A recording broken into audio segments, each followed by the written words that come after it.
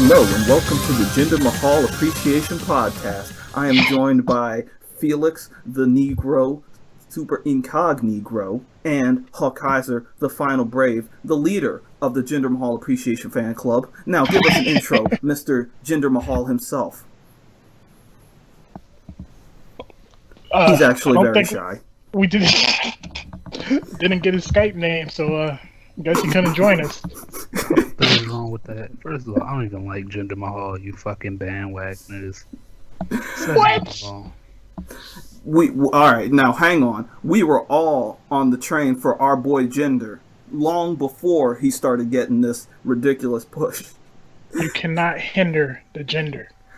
You can't hinder the gender, but gender will hinder your fucking consciousness like he did Let's Finn tell Balor. the people what we're talking about. In case you don't know, in case you don't give a fuck, skip ahead. But Jinder Mahal, WWE, last week on SmackDown, our boy won a six-pack challenge to become the #1 contender to be the World Heavyweight Champion or the WWE Champion. I forget which one it is. It's technically the same thing. It doesn't matter. The undisputed champion in that match. That doesn't exist anymore. Anyway, continue. I'm sorry. At Backlash, he's going to go up against the Viper, Randy Orton, and he's going to probably job. But well, people are going nuts because Jinder Mahal, in case you don't know, is an actual jobber. Out of the last 50 matches he's had, he's lost every single. He's lost all but 2 of them. He's only won 2 matches since last year. Which is really funny. Which is really funny because in the original NXT tournament, if I'm remembering right, he actually was up against Seth Rollins in the final round. He was really good in NXT. And then as soon as he moved up to the main roster, he immediately dropped to jobber heel status. He the week before, he literally got squashed by Finn Balor after giving him a concussion though. So it wasn't a fucking it wasn't a perfect. Okay. It's actually kind of funny. You notice how Finn's eyes were totally dead in that match, and yet he was still able to wrestle. What is Finn Balor made out of? He got concussed for 1 week, but no, you get hit by our boy, hard body Jinder Mahal. Yo. It's so weird. It's like, so let's address something about Jinder. Apparently, Jinder isn't using any type of like physical enhancement drugs, despite he doesn't use any steroids or nothing. Despite what you may think, he really just put in the work. And like I said off recording, I think he may be getting rewarded for his hard work because Vince McMahon loves big, sweaty fucking men. Well, there's that, and so recently there's an article, we'll end up linking it, that came out from What Culture, everybody's favorite. The reason they believe, and many others believe, that Jinder's getting a push might be due to the fact that WWE is trying to break into the indie, not indie, but Indian scene. And in order to do that, they want to get some Indian talent over. I mean, yeah, because you noticed in that 6-pack challenge, the fucking Bollywood boys showed up out of nowhere. Yeah, the Bollywood boys, but they're going by the Singh brothers now. And if you also notice with the cruiserweights, they've been giving Mustafa Ali a push too. Wait a minute, he's not Indian. He's not? No. Ooh, I feel bad. Ooh, you should. Let's jump off this for now. We'll talk more about our boy Jinder if more develops from this, definitely. But let's stay on the wrestling topic. Do you want to take the good news or the bad news? Let's go with the good news. How could it be possibly any worse? Okay, well, going off the good news, our boy Braun Strowman, the hero of Monday Night Raw. Braun! He destroyed the ring in a feat that's only been seen 3 times before in all of WWE. On the Big Show every single time, I think. Yes, the Big Show was involved in every one of them. It was one where Big Show and Mark Henry did a superplex, and then one where fucking Brock Lesnar fucking did a F5 that destroyed the ring, and the final one was this one. Braun Strowman did a superplex and killed Big Show. Which, admittedly, I think that might be his kayfabe the end moment. Yeah. It makes about perfect sense. Big Show's got maybe like 10 months left on his contract, and then I think he's done. But before that happened, our boy Braun was taking out the trash, bodying jobbers left and right backstage, literally putting Kalisto in the trash to metaphorically show that Luchador is dead in the WWE. And it will never come back. That style is fucking buried. I really hope, because Kalisto's actually really good, and that's really sad. But I'm really hoping, more so than anything, that if they're going to ever push some luchadors, then this is a personal hope. Come on, give my boy Lince Dorado something, yo. Who? Lince Dorado. You know it's bad when dude only appears on main event. Yeah. Like, it means he's stuck in developmental hell, like the developmental before NXT. Yeah, when you were on main event, like, this is how importance goes. At the bottom, you got main event.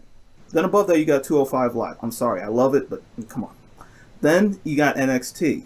Then you've got SmackDown, and of course, Raw is the big show for Big Show. The Big Show. For no reason, even though I like SmackDown way better right now. So, hell. Well, now the bad news.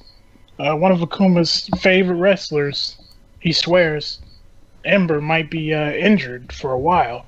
All right, and it might be a short while, it might be a long while, but why don't you hit him with that news? So, there was a house show, probably, I think, sometime this week, maybe last week, that she was involved in. She was involved in a 4-way match with her, Ruby Riott, and I think the team of Peyton Royce and Billie Kay, which they're never going to face each other because they work perfectly as a heel team. And in the middle of the match got broken up when Asuka showed up, and during the match, Asuka went to throw Ember into the turnbuckle, but Ember was too low when she got released, and she had to jump.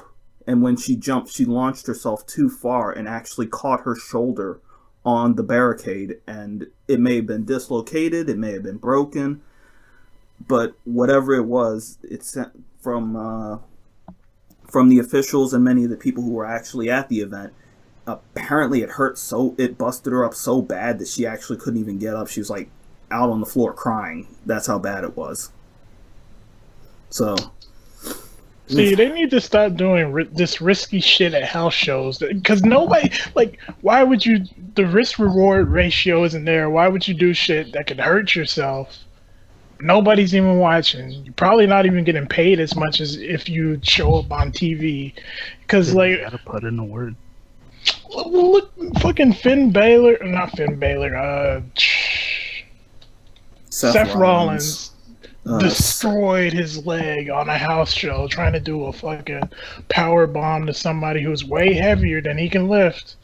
Well, it was a flip. It was somewhat of a Canadian destroyer or something. I'm not sure. I remember seeing it, but I forget the name of that kind. It was just a flip power bomb. He tried to flip power bomb Kane.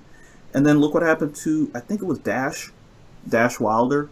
Yeah. From the Revival. His fucking jaw got shattered. And then don't forget Austin Aries. Austin Aries nearly lost his eyeball to Shinsuke Nakamura. But then again, that was because Shinsuke used to be insane and would actually go out of his way. The King of Strong style. And used to like try to murder everybody he got into the ring with. Well, that's because Strong style is just overpowered. I mean, if like Shinsuke was so used to it at the time, he was used to facing off with AJ in Japan. So I can't really. I mean, I can be upset about that, but at least Austin Aries got better from that. If somebody is not used to strong style, then they will get injured. And for those of you who don't know, strong style it's a form of wrestling popularized in New Japan where they actually hit each other, but they know how to take the hits. Yeah, and that you just reminded me of something. I cannot remember his name. He's really popular in Japan. That one wrestler. The one who fucking smashed his head open and fucking ended his own career being a fucking idiot. Yep. Yeah, I know exactly what you're talking about. Yeah, you'll have to forgive us because we have friends who watch more Japanese wrestling and stuff. I haven't actually watched Japanese wrestling since Nakamura and AJ left. Aside from watching, that the 6-star classic with Kenny Omega. But he concussed himself, busted his head wide open. And the worst part about that is he could have concussed the other guy. I believe it was Okada. Yeah, he could have. No, he didn't. He couldn't have cussed. Oh wait, you're saying it was Okada? No, it wasn't Okada who couldn't. No, it was Okada. He did it too. He could have put them both out of there. Like, it's so stupid. Like, why would you can sell a headbutt so much better than doing a real one. And like, you knew it was over because he was just standing there, and then he looked to the side, and the fucking blood started pouring out of his forehead. Yeah, like his career is actually over to the point where I hear that he it's not bleeding on the brain, but it's like almost bleeding on the brain. So he's done. Strong style indeed. Some shit you can't strong style. Like, what the fuck? that's Shibata. Shibata. His name is Katsuyori Shibata. Yeah, he's done. Like everybody thought, oh no, it might be a work because they play all they live under the idea of kayfabe in Japan. Like they very much believe all kayfabe, but no, he's fucking done. Hold on. Before we move on to the next topic, them niggas wrestle as Spider-Man and the Terminator is all copyright laws. I don't think they live by kayfabe necessarily. No, but they report injuries like they're real injuries. That's what I mean. Yeah, but it's sad because I hear Shibata was really good. I never really watched many of his matches. I wouldn't know. It's gonna be a case where you end up going back and watching his matches and be like, oh, it's such a shame that he fucking killed himself. You mean like every time? I don't want to get into that. That's too bad. It's too bad. It's too bad of a thing to listen to right now. Anyway, injuries in wrestling. Who'd have thunk? Well, yeah. Who would have known that you can injure yourself in this so-called fake sport? Well, injuries happen in everything, but like, did you see? Well, no, you guys probably never saw that fucking that one. Oh God, what was it? It was a Vine or something that happened with The Rock, where he was filming that one shitty movie with Kevin Hart. You mean I know what you're talking about. I know what movie you're talking about, at least. Yeah, because that movie was, well, I don't want to say that movie was bad. Maybe it didn't appeal to me at all. Although I watched it in theaters with my buddies. He actually broke two of his fingers, like his middle finger and his what do they call that, ring finger, and he snapped them back into place because he's the fucking Rock. And that's just how The Rock rolls. The most electrifying man. But I want to, I'm sorry. I remembered because I was talking about The Rock. Have you guys heard about what happened? All of the literal drama that's going on with the Fast and the Furious right now? What do you mean? You remember maybe what? I guess it was a couple of months ago or about a year ago where The Rock posted on his Facebook, I think, or his Instagram, where he was like, oh man, I'm really enjoying working with all these people, but some of these people I'm working with are a bunch of candy asses. Oh, yeah. And so, yeah, turns out people did a lot of digging, and he might have just been talking about Vin Diesel. I don't know. I don't know about that. Well, here's the thing, and here's a little bit of proof to back this up. You ever, like, if you go and see the latest Fast and Furious, which, by the way, apparently is doing so fucking good. They always do good. I mean that this is the biggest worldwide opening weekend for a movie in history. Good. Well, like, I'm just saying the Fast and Furious movies, regardless of quality, they always do good. Like, I don't understand why. And well, honestly, I understand why. They're action movies. They have some of the best action stars in them. They have fucking good-looking cars.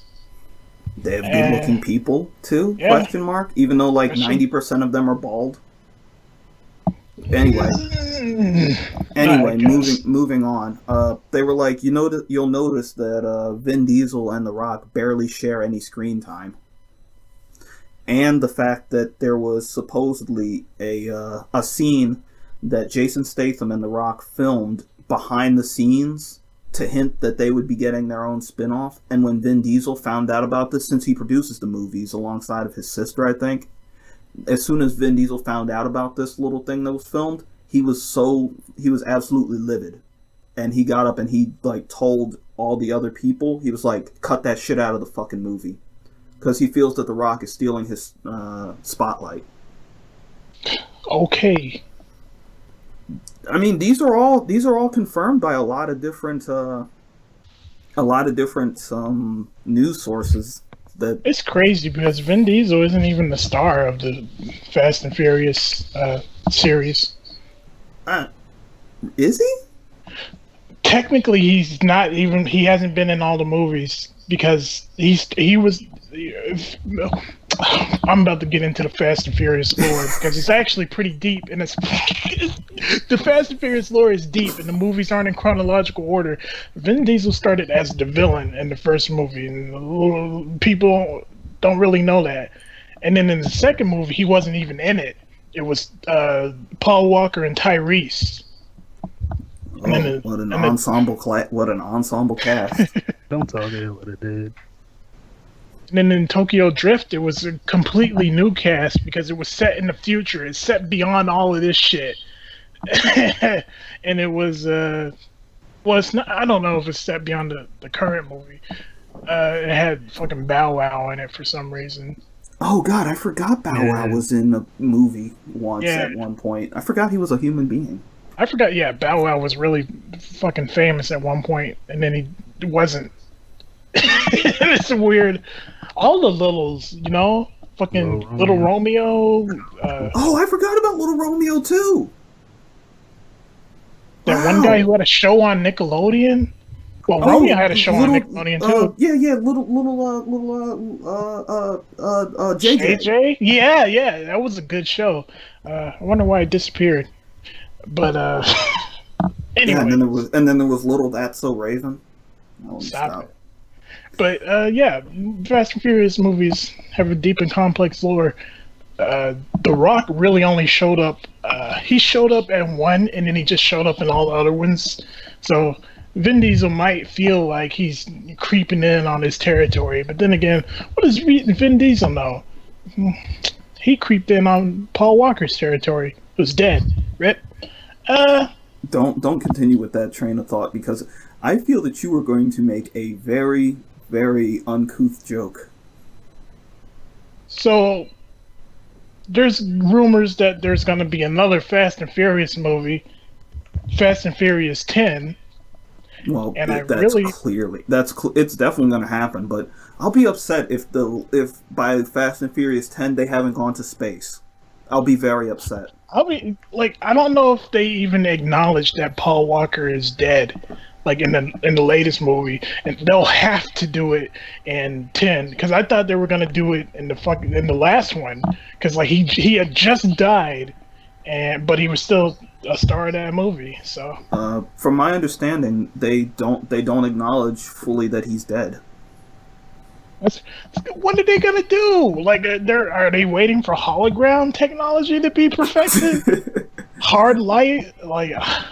Well, I mean, technically they could CG him into the movie. I mean, they could, but it would be That would be weird. yuck. I mean, the CG technology looks pretty good Do sometimes. you not remember when they CG'd him, dude from the old Star Wars movies into the new one? He looked fine he looked fine when you didn't look at him directly. Okay.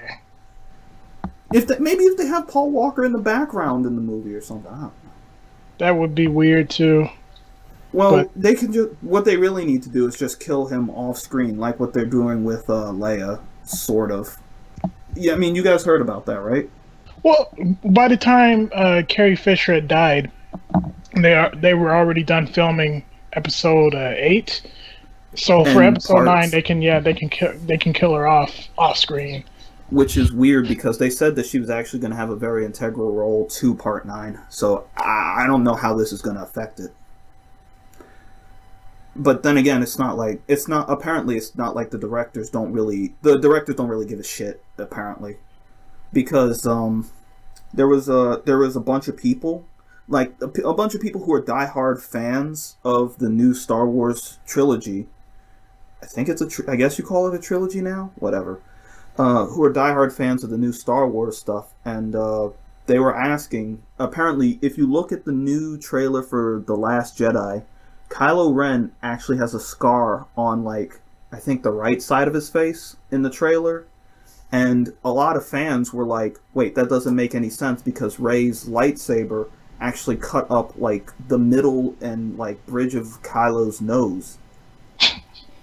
And, people were asking, like, sending out tweets to the directors and the producers, and they were like, what the hell's going on? Why is it over there? And I think it was the director who just straight out came and said, yeah, I changed that because it was dumb looking. So Typical, very typical. And it's like, Fucking New Age Star Wars. I was just like, to me, it was like, no. Welcome to the Because- Disney era. It's weird. It's like, yes, you can say, oh, it's dumb looking, but to be honest, it's like, there's a lot of really dumb looking stuff in movies and etc. that just because it's dumb looking doesn't mean it doesn't make sense. It made more sense for it to be there. Yeah. Well, I mean, look. This is the difference between, like, say what you want about George Lucas. Say that he's a hack. Say that he can't write. Say that he's fucking dumb. Say that he only married a black woman so that he could get away with saying nigger. Say that he doesn't know what poetry means. But what he wrote it had continuity, right? In the original Star Wars films, Luke cut off Vader's hand, discovered that it was mechanical, and there was supposed to be symbolism between him and Darth Vader. And so as a result, when Lucas made the prequel trilogies, he had to, like, he wouldn't just, Darth Vader, and let's just keep him, like, he had his hand cut off then and replaced with a mechanical hand so it would make sense in the future. And he might say, oh, it's because it's poetry, it rhymes. But if you look at it, it's like, no, you're stupid.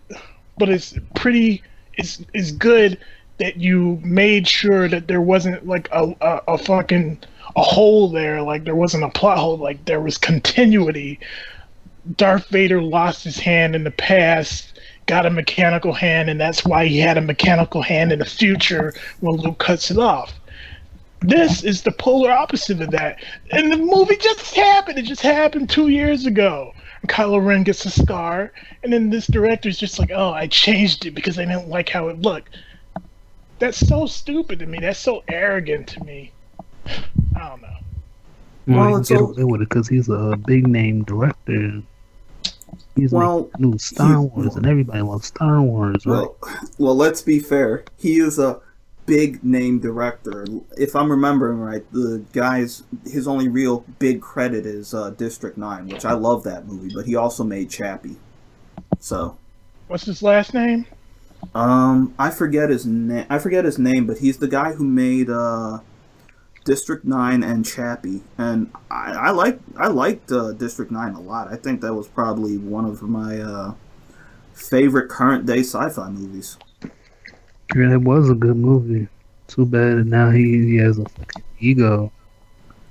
Well, again, Neil Blomkamp. Neil Blomkamp? What? Blomkamp?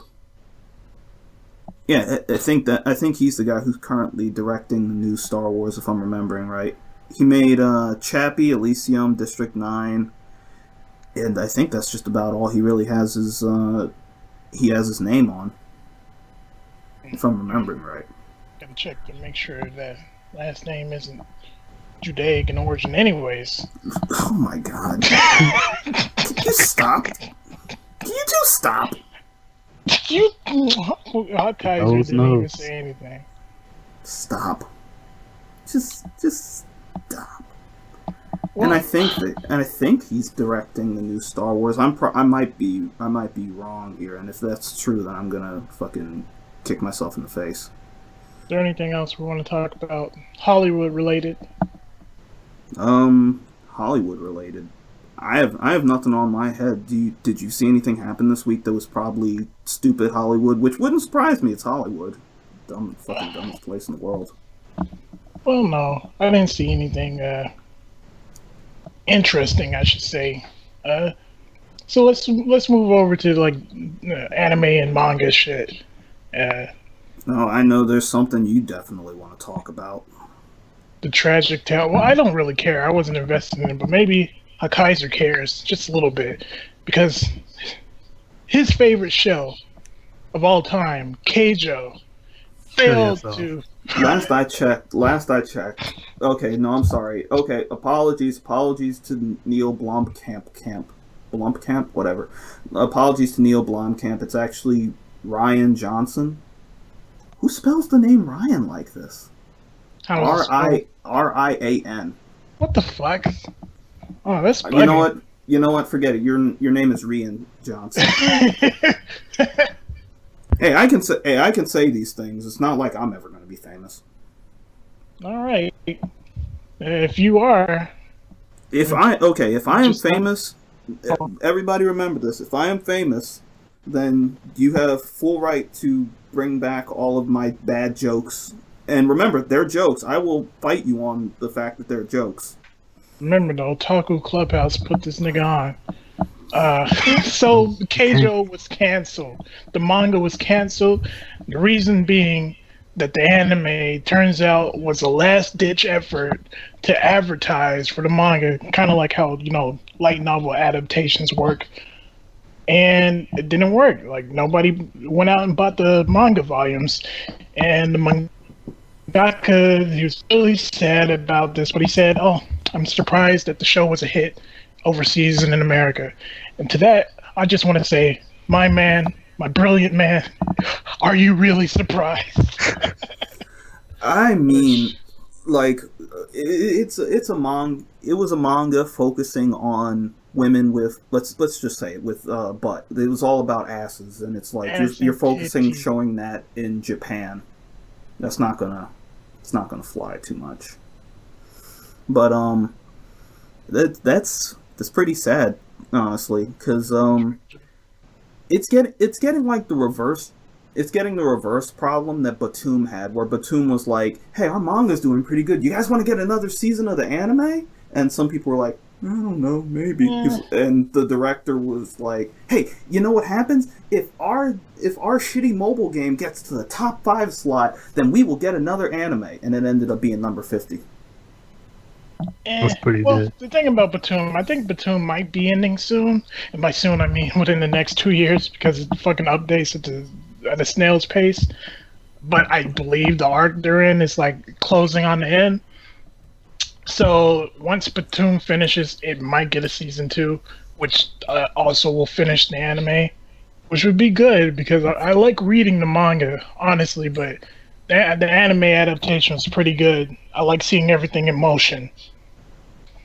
Yeah, no, Batum was a pretty decent anime. Pretty decent? Yeah, I'd say pretty decent. Yeah, anime. Decent. But back onto Keijo, and this is something that's kind of sad in the fact that this happens all the time. We all know about the downfall of Bleach. So right. Let's not even get too deep into that. Actually, it's kind of similar because Bleach's anime got canceled because it was boring, low ratings, right? And it actually did help the manga because Kubo announced, "Oh, this is the last arc. This is the final arc," and people started eating that shit up again. I believe it slightly peaked. It was declining steadily, the manga, and then it peaked a little when he announced the final thing, and then it kept declining again, and then the manga got canceled. And we all saw what happened to Bleach. Like, anybody seen Harry Bell around here? It's like Bleach was probably the most obvious tale of it's not popular, we're canceling it, so the writer has to be like, all right, I have but so many weeks I can wrap this up in. Let me do it. You have 3 weeks to finish this, and he's just like, ah, shit. And he's just like, how am I possibly going to end all of these interweaving storylines and all these characters I created? How will I show all of their futures? And then he's just, I won't. That happens in a lot of mangas and anime. Like a manga I was reading years ago when I was much younger. It was called Koimoku. It was really good. It was your I guess you call it just a love triangle manga, but I thought it was just very interesting. Of course, it was written by, God, what is his name? Im Dal-young, the guy who writes Freezing and Kurokami. But you can definitely see there is a very obvious point where he's just like, yeah, you know what? I'm just going to end this, because it goes from the main character having about 3 or 4 love interests to all the side love interests completely vanishing. Him only focusing on one girl, and the other love interests actually vanish entirely from the series. Like and the problem is he lives with these love interests. Like they live in his house, but they're just gone. That sounds frustrating. And he just suddenly marries the main girl. One thing I don't understand is why don't mangakas ever just, after a series is canceled, why don't they just like make a continuation online? Because they don't have the rights per se. No. I think that's, I'm not sure how the Japanese industry really works when it comes to mangas. Unless they sell themselves into slavery. But they could just fucking write a light novel. There's nothing stopping them from doing that. That's actually what Kubo himself is doing. Yeah. I'm not sure if it's Kubo himself, but I know that there are official Bleach light novels that are coming out. Because I think Kubo legitimately loved Bleach, but he was just burned out. He was burned out from drawing, definitely. Kubo is one of the best artists of his generation, and then he just degenerated. Well, that's mostly because he was a prodigy as a kid. Like, I think that it was explained that Kubo was one of those people who could literally be considered a prodigy as a child when it comes to art. And he just ended up getting into it, and he was like, I just want to draw cool shit.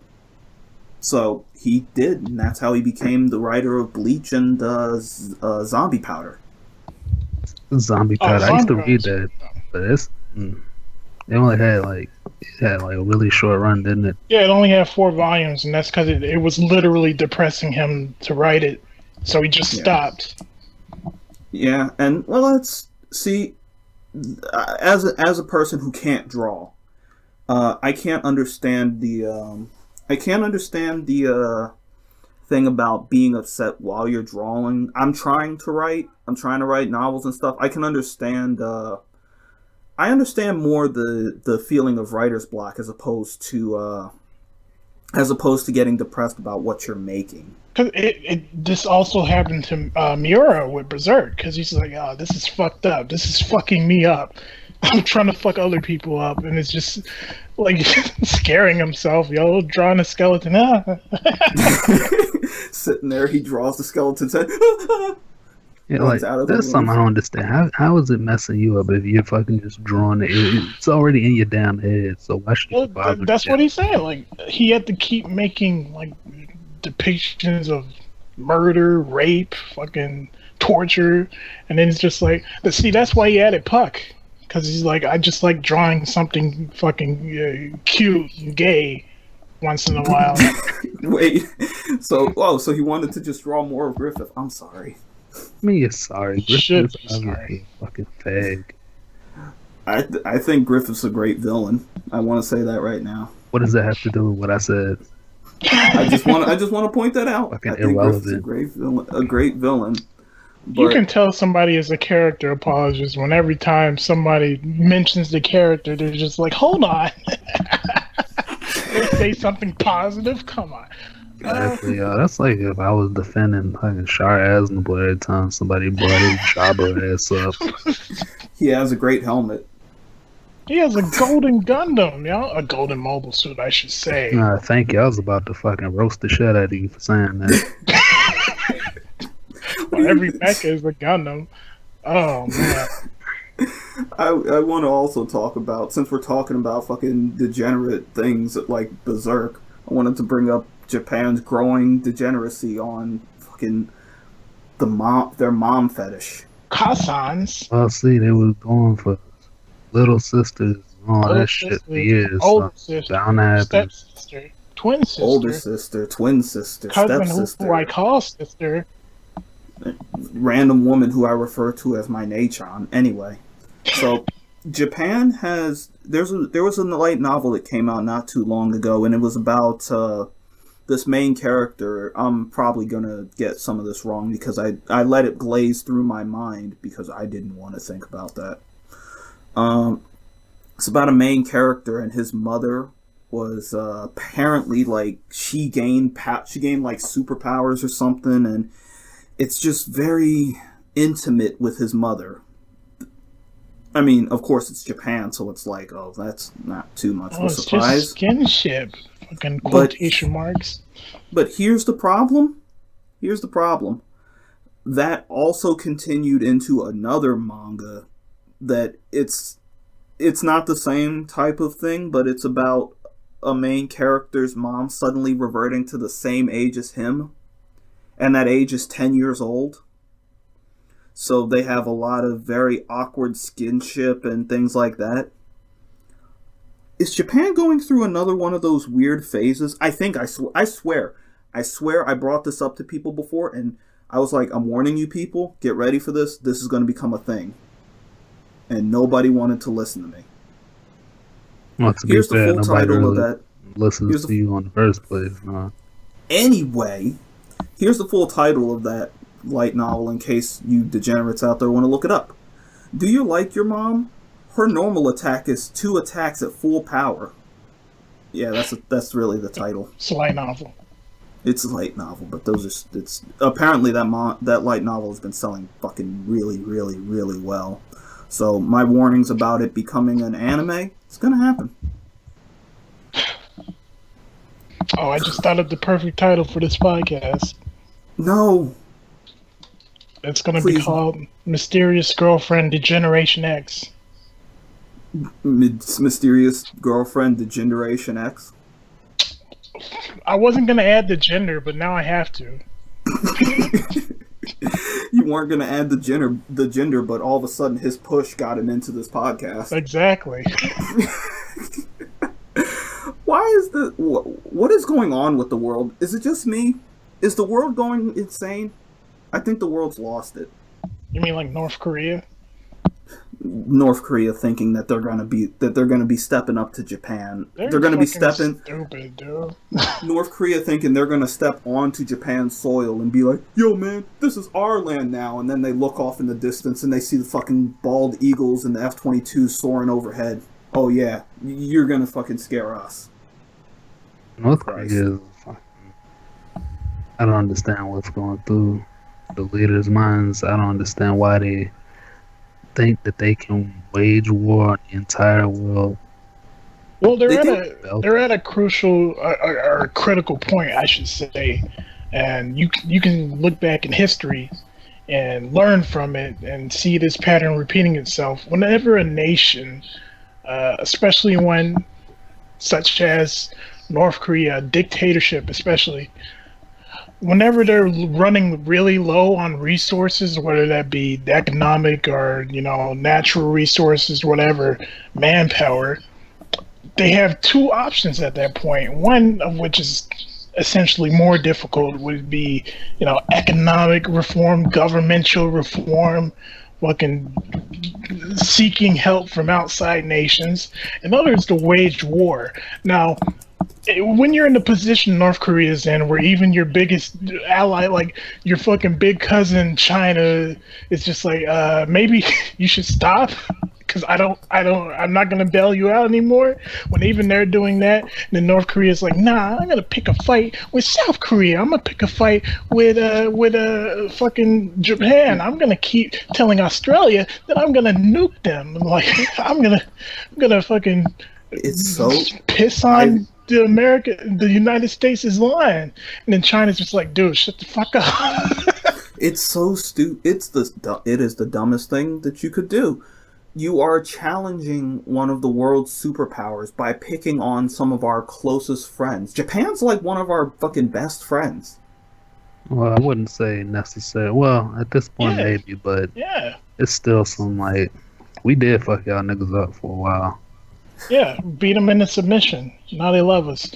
But the thing is, like, out of the world's superpowers, like, America is obviously mad. It's like, fucking get in your lane.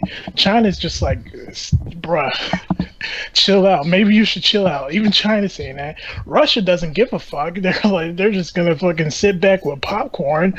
So what does North Korea think that they could possibly do? Even if they had a nuke. This has been said a billion times over. Go ahead. If they fire a nuke, we will shoot it down before it even reaches fucking halfway across the country. Even if North Korea has a nuke or 2 nukes or 10 nukes, the United States has 2,000. They're not thinking this through. That's not counting our air defense system. That's not counting our naval. That's also not counting our fucking. I was talking with Hawk Kaiser the other day. You brought up, because I don't know anything about fucking military tech, unfortunately. He brought up the fact that we have like an air force. We have things in our air force that can't even be picked up on on fucking most other countries' radars. It's true. It's true. They detected fucking hours after the fact, and most of the time it's because we tell them, like, yeah, we were in your airspace, and they're like, what? No, you weren't. Wait, you were. Like, I don't understand what they're planning. What is their plan? What is North Korea's 5-year plan? God. North Korea's plan is probably, honestly, I think it's just posturing, because you have to remember this is a fucking society where they believe that their fucking leader doesn't poop. Like this is an actual thing. They don't thing. believe that. They're just fucking told to believe that, or else they'll get sent to the camp. They're Kim Jong-un is just putting the idea in his people's heads that they're at war with America, that anytime something bad happens that it's the Americans. Hell, it became a joke to the North Koreans. They would say every time that something bad happens, those damn Americans, there's a famine, those damn Americans taking all of our food. It became a joke to them. They know it's bullshit, but they can't say anything because they live in a society where fucking their leader will feed them to dogs and tigers if they say anything bad. See, what they really need is a revolution. With what army? I'm not saying with one army. Nigga, the people outnumber the army. Yeah, but the people are also fucking weak and hungry. malnourished. Farmers with no rice, nigga starving. Yeah, I mean, dude, that's why people always try to defect to South Korea, because they're like, oh man, South Korea, people are happy, they're dancing, there's America like 3 blocks away. No, but well, basically. Yeah, because it's like, oh god, that's one day sooner or later. It's probably going to be sooner. North Korea can't continue. Like, it's going to fall. And whether it falls from the inside are from China's interference, or if American allies are just gonna fucking wipe out the Kim Jongs. It's gonna happen. I just hope there's no draft or anything. So there shouldn't be a draft. There's no reason. It's not gonna be a fucking land war. It's gonna bomb. It is gonna be a land. No, they're not gonna bomb that. You can bomb the hell out of the Middle East because it's the fucking Middle East. You can't bomb the hell out of North Korea because they'll bomb the hell out of South Korea and Japan. So it's gonna be a conventional war. So. Well, I don't think I'm not gonna say that. It's not gonna. If it's not us, somebody's gonna do it, and it's probably gonna be us. I just don't want. I wouldn't want anything like that to erupt. Mostly because I'm a fucking coward and I fear war. But I don't want fucking us to go up against a group of people who we're gonna win. It's not like it would be different if it was like everybody in North Korea would like especially the army, like if they were all as fanatical as they seem or as they're indoctrinated to be, that'd be a problem because then they wouldn't give a shit about dying. It'd be like Japan in World War II where they all believed in the fucking honor.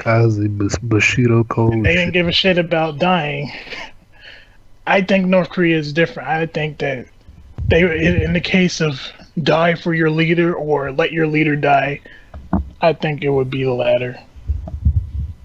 So, let that be the final nail in Felix's coffin when Kim Jong-un comes over. When Kim Jong-un comes over, I just want to say, I'll give you all the cheese I have, because I know you like cheese. You also like basketball players. I'm pretty tall. I think I can dunk.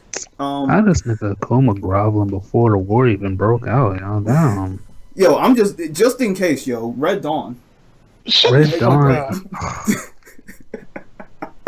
Just in case. What was that one game? Where it was like North Korea somehow became so technologically advanced? It was Homefront, and that was actually such a good game that, Call of Duty ripped it off forever.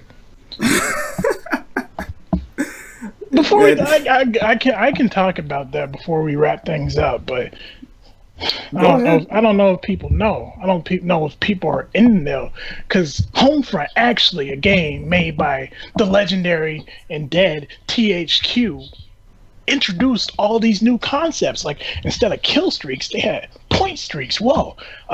You could control the point streaks too, like a tank and a fucking helicopter. Whoa.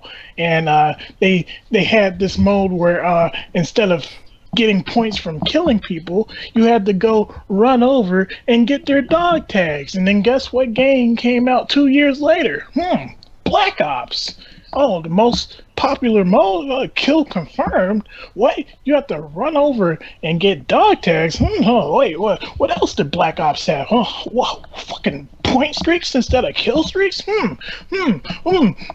This is very sounding familiar. And what else did Home Streak have? Home Streak introduced Home Streak. Just so you know, Lord Activision, I am not against you.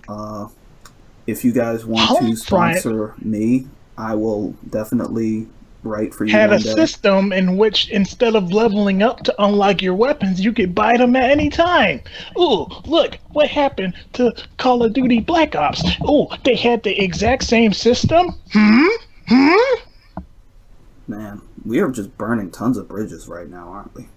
Who cares about Activision? It don't matter if you burn bridges as long as you ain't got a village. Well, I guess we should start wrapping things up. We have a new channel, youtube.com/. Actually, no, we don't have a custom URL yet, but we have a new channel called the Otaku Clubhouse, and very shortly we will begin transitioning some of these. Very soon, we will start moving some of these group videos over to the Otaku Clubhouse channel, and we want you all to go over there and subscribe. Link will be in the description. And of course, you can always hit all of us up on Twitter if you want. I don't know. Probably not a good idea considering that some people around here post some very, very uncouth shit on Twitter. I'm not saying it's uncouth. The word of the week. We should also. We really should make a fucking Twitter account for the Otaku Clubhouse. I'll get around. But for the time being, hit me up on at Akuma_soul. You know, your boy. You guys are supposed to fucking say yours too, you know. Yeah, that's not gonna happen. Y'all can just read the damn description because I don't remember the name of it. Real talk. Super Incognito, and then Hakai's cold ass grits. But oh yeah, that's. You should really change it. So we'll see you guys on the next podcast, I guess, or if we have videos before that, which we might have a controversial critic group of things such in the. Can we stop doing this? They know about the series. Critics of controversy. So, Kaiser, say goodbye to our. Fuck off. Our listen. Oh.